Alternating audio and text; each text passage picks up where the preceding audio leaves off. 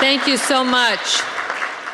The people in this room today, there are at least twice as many people here this year as there were last year. And I think last year I challenged you that when you went home, you had to talk to your neighbors and your friends. And I'm going to challenge you to do that again.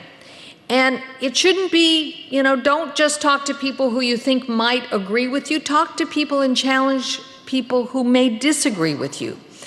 As I say, this is not a partisan issue. It is not because Barack Obama, simply because he is a Democrat, that he's bad on this issue. The fact is, the President of the United States, when it comes to fighting terrorism, when it comes to understanding the threat against us, he's not a serious person.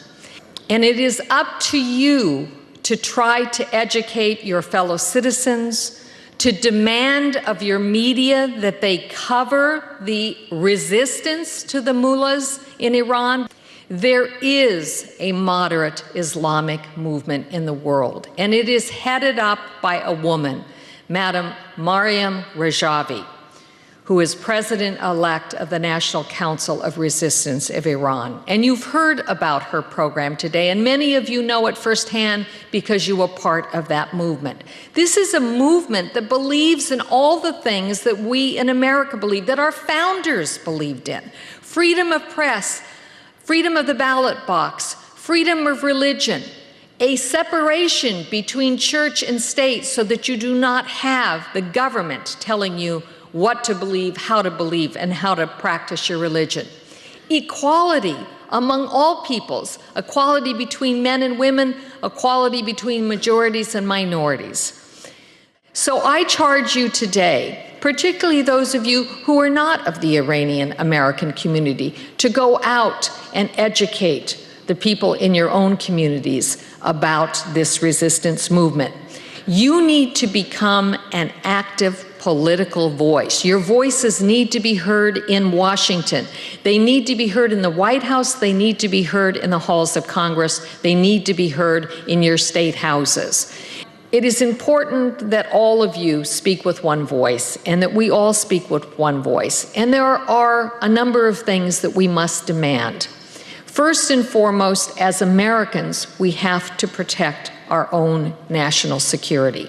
And protecting that national security means that we will not be safe here at home so long as we have a powerful, rich country run by fundamentalist, insane people, as the mayor suggested, who brutally oppress their own people, who have public hangings, who cut off arms, who stone women to death, who have vice police going out, and if you don't have your headscarf on exactly the right way and you're a woman, you may get beaten. This is what goes on in Iran, and we have to stand up to that regime, and we have to support those who are opposing it.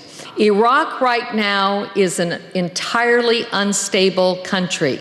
You've got a government there that does not represent all the people, in which there is sectarian violence that goes on, a country whose leaders are aligned with Iran. And in the middle of that horrendously dangerous situation, and people who in the past would have been able to defend themselves when these people were in greater numbers in Camp Ashraf, they were perfectly capable of defending themselves if they were attacked. They had weapons at their disposal. And what did they do when the United States invaded Iran? They voluntarily gave up every one of their weapons. They didn't keep so much as a single handgun to protect themselves. And as a result, what has happened is that you've had the Maliki government go in, you've had the Iranians go in, and you've had people slaughtered, literally slaughtered. We've seen the pictures of these people who were shot in the head, shot in the face, their arms tied in plastic handcuffs.